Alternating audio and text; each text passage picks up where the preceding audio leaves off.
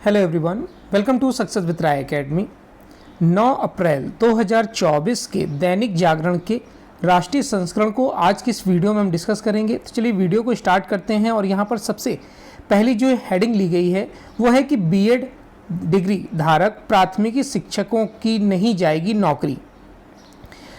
देखिए, supreme court ने प्राथमिक शिक्षक पद पर भर्ती के लिए बीएड डिग्री धारकों को अयोग्य मानने के 11 अगस्त 2023 के फैसले को स्पष्ट करते हुए कहा कि फैसले से पहले हुई भर्तियों पर इसका असर नहीं होगा। यानी जिन बीएड डिग्री धारक प्राथमिकी शिक्षकों की नियुक्ति फैसला आने से पहले हो चुकी थी और उनकी भर्ती के विज्ञापन में बीएड को भी योग्यता में शामिल माना गया था, उन लोगों की नौकरी बनी रहेगी। लेकिन इसके साथ ही एक शर्त ये भी है कि किसी अदालत से उनकी अयोग्यता के बारे में कोई आदेश नहीं होना चाहिए। सुप्रीम कोर्ट का यह आदेश पूरे देश के लिए है और सुप्रीम कोर्ट ने 11 अगस्त 2023 को देवेश शर्मा मामले में दिए फैसले में कहा था कि प्राथमिक शिक्षक पद पर भर्ती के लिए बीएड डिग्री धारक योग्य नहीं है। कोर्ट ने माना था कि बीटीसी और डीलेड ही इसके योग्य हैं। जस्टिस अनिरुद्ध बोस और जस्टिस सुधांशु धुलिया की पीठ ने सोमवार को मध्य प्रदेश सरकार की जो फैसले का स्पष्टीकरण मांगने वाली अर्जी का निपटारा करते हुए यह आदेश दिया।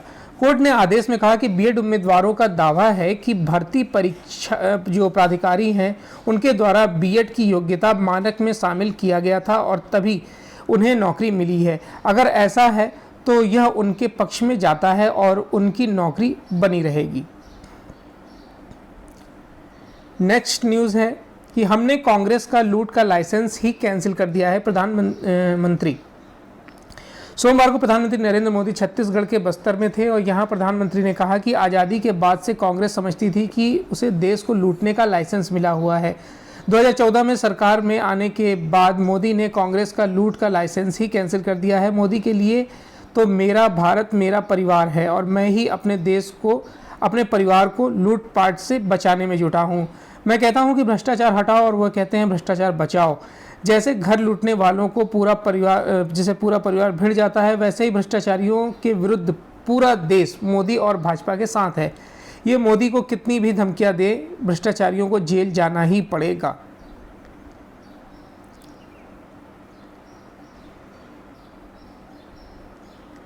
नेक्स्ट न्यूज़ है, स्वच्छ पर्यावरण के बिना जीवन का अधिकार प्रभावी नहीं।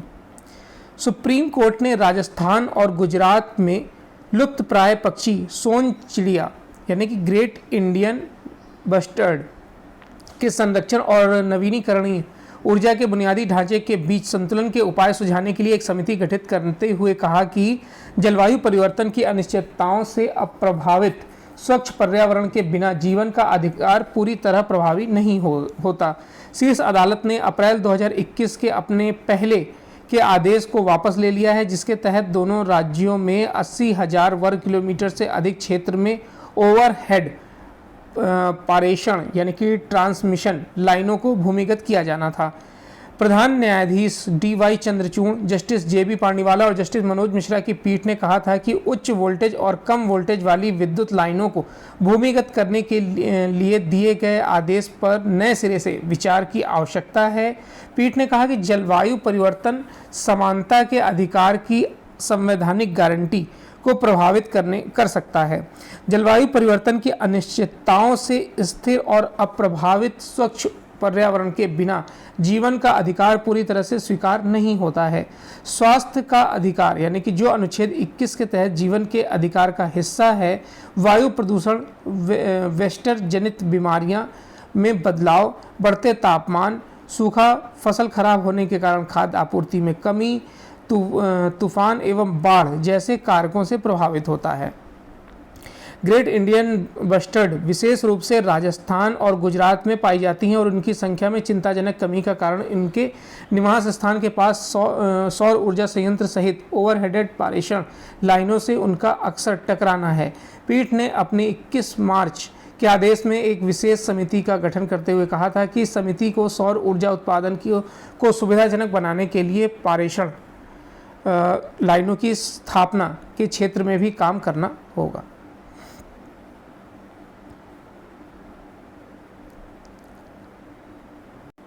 नेक्स्ट न्यूज़ है कि सशस्त्र बलों के लिए साझा कार्य संस्कृति की जरूरत, सीडीएस।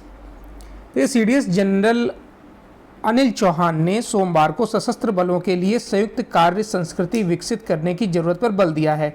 कहा कि इसमें प्रत्येक सेना को विशिष्टता का सम्मान करते हुए नए दृष्टिकोण के अनुरूप उसका सर्वोत्तम उपयोग किया जाएगा। ऐसा स्ट्रक्चर बनाकर प्रत्येक सेना की क्षमताओं को एकीकृत किए जाने की आवश्यकता है। ये युद्ध लड़ने की क्षमता और अंतर संरचना को बढ़ाती है। सीडीएस भारतीय सेना के तीनों अंगों के बीच समन्वय व एकीकरण के प्रयासों को बढ़ावा देने के उद्देश्य से नई दिल्ली में आयोजित पहले त्रिसेवा सम्मेलन परिवर्तन चिंतन को संबोधित कर रहे थे। इस सम्मेलन में तीनों सेनाओं के बीच समन्वय व एकीकरण को आगे बढ़ाने के लिए नए विचारों, पहलों और सुधारों पर मंथन किया गया। अधिकारियों ने कहा कि सीडीएस ने सेनाओं को भविष्य के लिए तैयार करने के लिए प्रत्येक सेना के सर्वश्रेष्ठ को विकसित करने की बात कही है। इस दौरान थिएटरीकरण पहल के रोडमैप पर भी चर्चा हुई है। रक्षा मंत्रालय ने कहा कि सशस्त्र बलों के भविष्य के युद्धों के लिए तैयार रहने के प्रयासों के तहत परिवर्तनकारी बदलाव की शुरुआत की गई है। समन्वय व एकीकरण को बढ़ावा देने के लिए नई पहल की जा रही है और त्रिसेवा मल्टी डोमेन ऑपरेशनल को संभव बनाने के लिए स्ट्रक्चर में बदलाव लाया जा रहा है। सम्मेलन में अंडमान निकोबार कमान व सामरिक बल कमान के प्रमुख, राष्ट्रीय रक्षा एकेडमी के commandant, defence services staff college, रक्षा प्रबंधन कॉलेज, सैन्य प्रौद्योगिकी संस्थान के प्रमुख के साथ साथ रक्षा अंतरिक्ष एजेंसियां, रक्षा साइबर एजेंसियां और रक्षा संचार एजेंसियों के मुखियाओं ने भाग इसमें लिया था। आपदा प्रबंधन में पड़ोसी देशों को मदद दे रहा है भारत। भारतीय मौसम विज्ञान विभाग के महानिदेशक मृत्युंजय महापात्रा ने कहा है कि भारत समय पूर्व चेतावनी प्रणाली विकसित करने में नेपाल, मालदीव, श्रीलंका, बांग्लादेश व मॉरिशस की मदद कर रहा है ताकि वे मौसम संबंधी प्रतिकूल घटनाओं के कारण जनमाल के नुकसान को कम कर सकें। भारत के प्रयास संयुक्त राष्ट्र द्वारा 2022 में घोषित सभी के लिए समय पूर्व चेतावनी पहल का हिस्सा है, जिसका मकसद 2027 के अंत तक पूर्व चेतावनी प्रणालियों के माध्यम से सबको खतरनाक मौसम, पानी व जलवायु संबंधी घटनाओं से सुरक्षित करना है। महापात्रा ने एक साक्षात्कार में कहा कि भारत समय पूर्व चेतावनी प्रणाली स्थापित करने की पहल के प्रथम चरण में दुनिया भर में चिन्हित किए गए 30 देशों में से 5 की मदद कर रहा है। उन्होंने कहा कि 50% देशों के पास समय पूर्व चेतावनी प्रणाली नहीं है। मालदीव व सेशल्स जैसे गरीब, अल्प विकसित व छोटे द्वीपीय देशों के पास अत्यधिक खराब मौसम की घटनाओं के बारे में समय पूर्व चेतावनी देने की क्षमता नहीं है।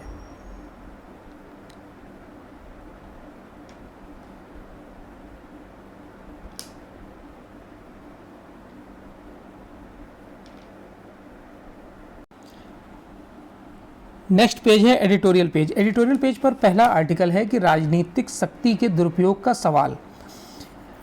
राजनीतिक शक्ति के दुरुपयोग से जुड़े सवाल केवल केंद्र सरकार के संदर्भ में नहीं उठ रहे हैं, बल्कि कई राज्य सरकारें भी सवाल के घेरे में हैं। इसी पर यह आर्टिकल लिखा गया है वरिष्ठ अधिवक्ता एवं पूर्व केंद्रीय मंत्री अश्विनी कुमार द्वारा। देश में आम चुनाव की प्रक्रिया के दौरान भ्रष्टाचार के आरोप में प्रमुख विपक्षी नेताओं की गिरफ्तारियां भारत के लोकतंत्र को किसी भी प्रकार से गौरवान्वित करने वाली या उसकी प्रतिष्ठा बढ़ाने वाली नहीं है। इन गिरफ्तारियों को लेकर यही आरोप लग रहा है कि सरकारी एजेंसियों द्वारा सत्ता विरोधियों पर राजनीतिक दबाव बनाया जा रहा है। जांच एजेंसियों का रवैया भी पक्षपाती दिखता है। ऐसे समय में संवैधानिक संस्थान उदासीन बने हुए हैं। इतिहास पर दृष्टि डालें तो असीमित राजनीतिक और प्रशासनिक शक्ति का दुरुपयोग एक ऐसी सच्चाई है जिसे हम देश में पहले भी देख चुके हैं। भले ही सरकारें चाहें किसी भी दल की रही हों, इन चिंताओं के बीच यह प्रश्न उठता है कि क्या चुनाव के वक्त नेताओं के खिलाफ एजेंसियों की कार्रवाई पर रोक लगनी चाहिए? अगर रोक लगनी चाहिए तो क्या उसकी अवधि क्या होनी चाहिए, और क्या चुनाव के बीच नेता और आम जनता के बीच भेदभाव रखा जा सकता है? राजनीतिक शक्ति के दुरुपयोग से जुड़े सवाल केंद्र सरकार के संदर्भ में ही नहीं उठ रहे हैं। कई राज्य सरकारें भी सवाल के घेरे में हैं। यह कहा जा सकता है कि भ्रष्टाचार के आरोप के संदर्भ में तभी किसी निष्कर्ष पर पहुंचा जाना चाहिए जब जांच पूरी हो जाए और अदालतें अपना फैसला सुना दें। इस लिहाज से वर्तमान में केंद्रीय एजेंसियां जो कार्रवाई कर रही हैं उस पर कोई राय व्यक्त करने से पहले जांच पूरी होने का इंतजार किया जाना चाहिए। इसकी भी अनदेखी नहीं की जानी चाहिए कि पहले जब विपक्षी दलों की ओर से प्रशासनिक तंत्र के दुरुपयोग के आरोप लगते थे तब वे इतने तीखे नहीं होते थे। इस समय ईडी और उसके दायरे में आने वाले PMLA जैसे कानून बहुत चर्चा में हैं।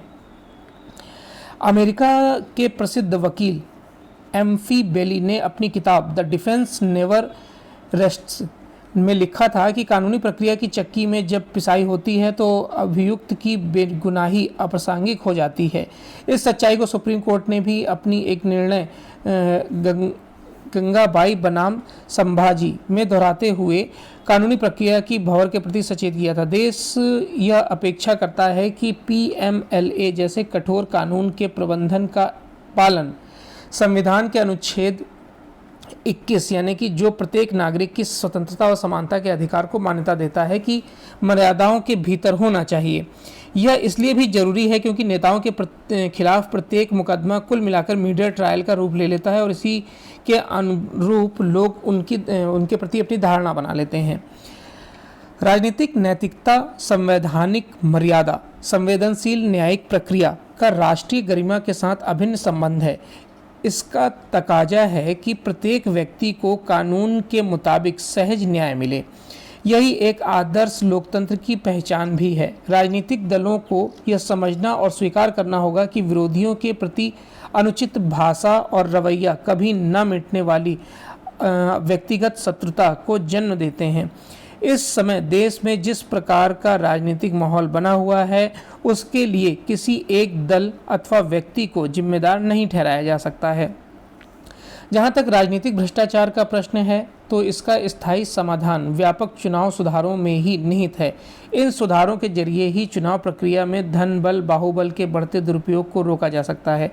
सुप्रीम कोर्ट के हाल में आए चुनावी बॉन्ड वाले फैसले की आम तौर पर सराहना जरूर हुई है, मगर इसका एक परिणाम यह भी हुआ होगा कि चुनाव में फिर से काले धन का बोलबाला हो सकता है। इससे निपटने के लिए राजनीतिक और तात्कालिक कदम उठाए जाने की जरूरत है। इसके लिए राजनीतिक दलों को जल्द से जल्द किन्हीं कदमों पर आम राय बनानी होगी। बेहतर हो कि राजनीतिक दल इस मामले में दलगत राजनीति से ऊपर उठकर कार्य करें। नेक्स्ट आर्टिकल है कि कांग्रेस के न्याय पत्र पर वामपंथ की छाप। तो कांग्रेस नेतृत्व के सलाहकारों में वामपंथी सोच से ग्रस्त लोगों के बढ़ते दबदबे का असर न्याय पत्र पर भी दिख रहा है और इसी पर आर्टिकल लिखा गया है वरिष्ठ पत्रकार व राजनीतिक विश्लेषज्ञ उमेश चतुर्वेदी द्वारा। इसमें बताया गया है कि पिछले दिनों कांग्रेस ने लोकसभा चुनाव के मद्देनजर अपना घोषणा पत्र जारी किया था। पार्टी ने इसे न्याय पत्र 2024 का नाम दिया था। 48 पृष्ठों के इस दस्तावेज को पढ़कर ऐसा लगता है कि कांग्रेस दुविधा में है। इसमें पार्टी राष्ट्रीय सुरक्षा के मुद्दे पर मोदी सरकार की नीतियों पर मौन समर्थन करती नजर आ रही है। आर्थिक मोर्चे पर अपनी गलतियों को सुधारती दिख रही है। साथ ही सामाजिक मुद्दों पर वामपंथी वैचारिकता को से पूरी तरह ओतप्रोत नजर भी आ रही है। वास्तव में कांग्रेस नेतृत्व के सलाहकारों में वामपंथी सोच से ग्रस्त लोगों का दबदबा बढ़ा है, जिसका असर न्याय पत्र में भी दिखता है। पुरानी पेंशन योजना की मांग इसी का नतीजा थी। पिछले कुछ विधानसभा चुनाव के दौरान पार्टी ने इसे लागू करने का जोर शोर से वादा किया था। माना गया कि कर्नाटक और हिमाचल प्रदेश चुनाव में कांग्रेस को इसी मुद्दे पर जीत मिली, लेकिन न्याय पत्र में पार्टी ने इस पर चुप्पी साध ली है। पिछली लोकसभा चुनाव में कांग्रेस ने न्यूनतम न्याय योजना का वादा किया था, लेकिन इस बार पार्टी ने इससे किनारा कर लिया है। यह वामपंथी सोच है कि कांग्रेस जातिगत जनगणना करने और आरक्षण सीमा को 50% से ज़्यादा करने का वादा कर रही है। 1951 की जनगणना के दौरान भी जातिगत गणना कराने की मांग रखी गई थी, लेकिन तब पंडित नेहरू और सरदार पटेल ने इसे खारिज कर दिया था। सरदार पटेल का मानना था कि इससे जातीय तनाव बढ़ेगा। मोदी सरकार ने आर्थिक रूप से कमजोर सवर्णों के लिए 10% आरक्षण का प्रावधान किया है। कांग्रेस ने इस आरक्षण के दायरे में ही हर वर्ग को शामिल करने का वादा किया है। इन दिनों चुनाव आयोग पर भी कांग्रेस की नज़र टेढ़ी है। वामपंथी अक्सर न्यायपालिका पर भी सवाल उठाते रहते हैं। परिणाम स्वरूप न्याय पत्र पर भी कांग्रेस ने चुनाव आयोग को स्वायत्त बनाने के साथ न्यायपालिका में भी जाति महिला जिम्मेदारी बढ़ाने की बात कही है। पार्टी ने निजी स्वतंत्रता का हनन करने वाले कानून को खत्म करने का वादा किया है और निजी कानून ज़्यादातर अल्पसंख्यक समुदाय खासकर मुस्लिमों से जुड़े हैं और साफ है कि पार्टी एक तरह से पर्सनल लॉ का समर्थन और 3 तलाक जैसे कानूनों का विरोध करती दिख रही है। हाल के वर्षों में ईवीएम पर सवाल उठाने में वाम दल और कांग्रेस भी आगे रहे हैं। नेक्स्ट पेज है बिजनेस पेज। पहली न्यूज़ है बिजनेस पेज में कि ईवी दोपहिया का निर्यात हब बन सकता है भारत। दक्षिण अमेरिका देशों से लगातार दक्षिण पूर्वी एशिया देशों के बाजार में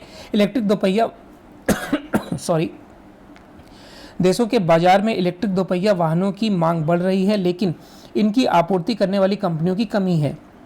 इलेक्ट्रिक वाहन के क्षेत्र में चीन की कंपनियों की रुचि घरेलू कार बाजार पर ज़्यादा है।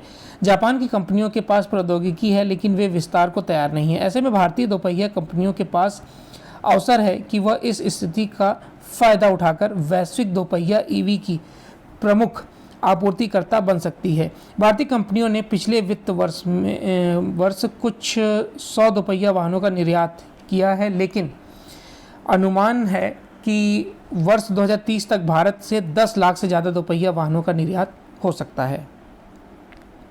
जलवायु परिवर्तन से पैदा होता है मौद्रिक नीति के लिए चुनौती। आरबीआई की एक रिपोर्ट का कहा गया है कि जलवायु परिवर्तन के कारण बार बार लगने वाले मौसम के झटके मौद्रिक नीति के लिए चुनौती पैदा करते हैं। इससे आर्थिक वृद्धि के लिए भी जोखिम पैदा होता है। आरबीआई की मौद्रिक नीति रिपोर्ट अप्रैल 2024 में कहा गया कि वैश्विक औसत तापमान बढ़ रहा है और मौसम की चरम घटनाओं में भी वृद्धि हो रही है। वैश्विक ताप वृद्धि पर आर्थिक और सामाजिक प्रभाव तेजी से स्पष्ट हो रहा है। जलवायु परिवर्तन ने मौसम के झटकों की संख्या और तीव्रता से बढ़ा दी है, जिससे मौद्रिक नीति के लिए चुनौतियां खड़ी हो गई हैं। आरबीआई ने कहा कि कृषि उत्पादन और वैश्विक सप्लाई चेन को प्रभावित करने वाली प्रतिकूल मौसम की घटनाओं से मुद्रास्फीति सीधे प्रभावित होती है।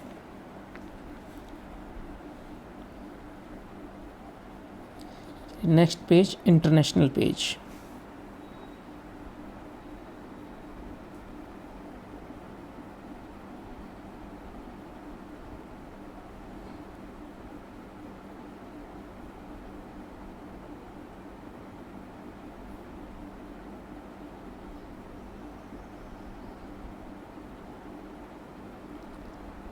चीन ने बनाया अमेरिकी अपाचे की टक्कर का अटैक हेलीकॉप्टर। चीन की पीपुल्स लिबरेशन आर्मी एक समय रूस में बने और यूरोपीय इंजन वाले हेलीकॉप्टर का इस्तेमाल करती थी, लेकिन अब वह स्वदेशी डिजाइन वाले देश के बने कई तरह के हेलीकॉप्टरों का उपयोग कर रही है। चीन की हेलीकॉप्टर निर्यात कंपनी ने हाल ही में PLA के लिए हैवी अटैक हेलीकॉप्टर बनाया है। यह हेलीकॉप्टर अमेरिका के AH-64 अपाचे हेलीकॉप्टर के मुकाबले में तैयार किया गया है। मार्च के अंत में इस हेलीकॉप्टर की टेस्ट फ्लाइट के समय की गई फोटो इंटरनेट मीडिया में आई है और माना जा रहा है कि इस हेलीकॉप्टर को जनवरी से टेस्ट किया जा रहा है। फिलहाल इस हेलीकॉप्टर को आधिकारिक रूप से कोई नाम नहीं दिया गया है। दक्षिण कोरिया ने लॉन्च किया दूसरा जासूसी सैटेलाइट। उत्तर कोरिया के साथ तनातनी के बीच दक्षिण कोरिया ने अपना दूसरा सैन्य जासूसी सैटेलाइट लॉन्च किया है। इस उपग्रह को अमेरिका के फ्लोरिडा स्थित कैनेडी स्पेस सेंटर में से space x Falcon night rocket से अंतरिक्ष में भेजा गया है। तो ये आज का यानी कि 9 अप्रैल 2024 का दैनिक जागरण का राष्ट्रीय संस्करण था। आई होप आपको वीडियो अच्छा लगा होगा। अगर वीडियो अच्छा लगा हो तो लाइक और शेयर कर दीजिएगा। वीडियो देखने के लिए धन्यवाद।